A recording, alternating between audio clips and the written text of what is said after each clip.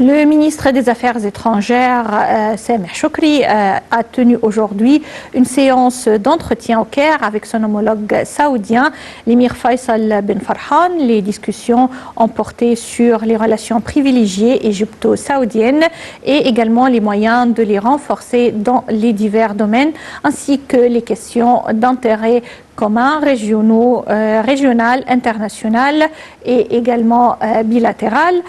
Monsieur Choukri a également reçu le directeur général de l'Agence internationale d'énergie atomique, l'AIEA, aujourd'hui, mais reste la nouvelle la plus importante, c'est la conférence de presse entre Monsieur Choukri et son homologue saoudien, afin de mieux parler de l'importance de cette rencontre et quels sont les sujets les plus importants qui ont été traités au cours de la conférence de presse et au cours des pourparlers.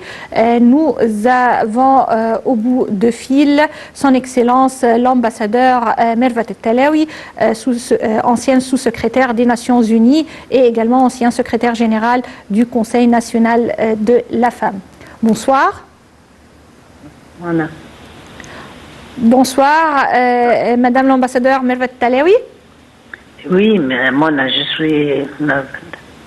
Oui, alors on parle aujourd'hui, on a l'honneur de parler avec vous des relations bilatérales entre l'Égypte et l'Arabie Saoudite, des relations étroites et une convergence de points de vue sur plusieurs dossiers qui ont été traités aujourd'hui entre le ministre des Affaires étrangères, M. Sameh Choukri, et son homologue saoudien au Caire. Une conférence de presse a suivi ces pourparlers. Plusieurs sujets ont été évoqués, parmi lesquels, bien sûr, les moyens de renforcer les relations bilatérales, mais également d'autres dossiers importants, quelquefois épineux, sur la scène régionale. Selon vous, quels sont les points marquants de ces pourparlers d'aujourd'hui?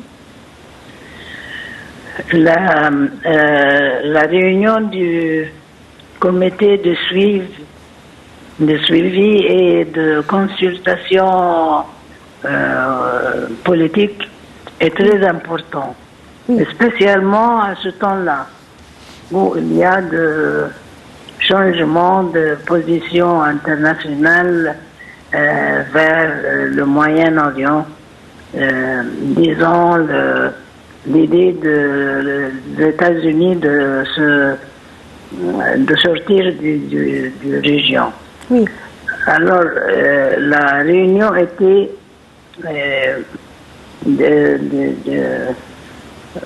très occupé des relations bilatérales entre l'Égypte et l'Arabie Saoudite dans le domaine politique, économique, sécurité et culturel. Oui. Les résultats sont très confortables, comme l'a dit le porte-parole du ministère des Affaires étrangères. Deuxièmement, ils ont discuté la situation régionale, parce que nous avons beaucoup de problèmes dans les pays de région, l'Irak, la Syrie, le Liban, le Yémen, le Libye. Oui. Ce temps-là, c'est très important que les deux pays les plus grands dans la région, l'Égypte et l'Arabie Saoudite, se mettent à faire des plans qui essayent de sortir du problème politique qui se émerge dans les pays de région. Oui. Et c'est très important que les pays de région même mettent le plan, parce que nous avons découvert que les étrangers, l'Amérique et l'Europe, oui. On n'a pas réussi à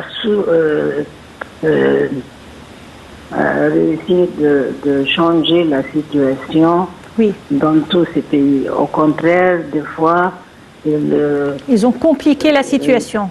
Ils compliquent la situation, exactement, comme vous dites. Oui. Alors, c'est le temps qu'on commence à faire notre plan par les membres de région, des pays de région, pas attendre les Américains ou les autres de nous mettre la situation. Oui. Ils n'ont pas réussi, on voit ça même au Libye, au Irak. Ils n'ont pas réussi du tout parce qu'ils ne connaissent pas même leurs représentants dans ces pays, les représentants des Nations Unies, oui. à Yémen et en Syrie. Ils n'ont pas réussi à résoudre les problèmes. Au contraire, ils ne connaissent pas l'histoire, ils ne connaissent pas l'histoire, comment la société se compose, de qui et les gens différents. Oui. C'est pour cela leur plan n'a pas réussi. Je suis très heureuse que les deux grands pays dans la région, l'Égypte et l'Arabie saoudite, se mettent d'accord. Ils sont d'accord dans tous les problèmes qui fassent ces pays. C'est vrai. Ce succès, je peux dire que c'était le début du succès et de manière différente qu'on regarde nos problèmes, même pas attendre les étrangers à résoudre nos problèmes. C'est vrai, et on attend à des solutions régionales et une coopération plus étroite entre tous les États de la région. Et je tiens à vous remercier, Votre Excellence, Dr Mervat El-Talaoui, ancien sous-secrétaire des Nations Unies et ancienne secrétaire générale du Conseil national de la femme. Mille merci. Et on continue notre édition pour aujourd'hui avec également un événement très important qui attire l'attention du monde entier et qui se déroule à Sharm el-Sheikh, les activités de la 9e édition de la conférence de la Convention des Nations Unies contre la corruption qui se poursuit à Sharm el-Sheikh, tenue cette année sous le slogan vers un monde exempté de corruption. Notre correspondant, notre envoyé spécial Hani Farag se trouve actuellement à Sharm el-Sheikh. Il a eu un entretien avec Sharvan Majlissi, chef de section département d'anticorruption de l'UNODC. Plus de détails à travers ses propos et cet entretien.